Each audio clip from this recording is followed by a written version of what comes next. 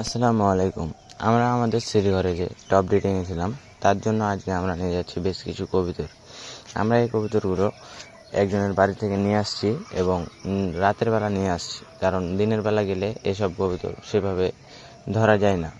আমরা এই কবুতরগুলো রাতের বেলা একটা ঝাঁকাতে করে নিয়ে চলে এসেছি এবং এখন আমরা এখানে কবুতরগুলোকে রেখেছি। তারপর এখন আমরা এখানে কবুতরের পর বাঁধবো, যেটাকে পাখা বাঁধা বলে।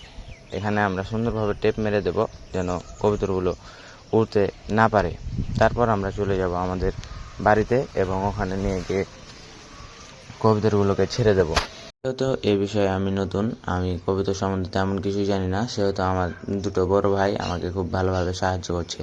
তো ফাইনালি আমাদের পরগুলো বাঁধা শেষ। এখন আমরা চলে এসেছি আমাদের বাড়িতে এবং কবুতরগুলোকে সুন্দরভাবে ছেড়ে দিচ্ছি। এই যে সব কবুতরগুলো আপন আপন টবে ঢুকে যাচ্ছে এবং দেখতে খুব ভালো লাগছে।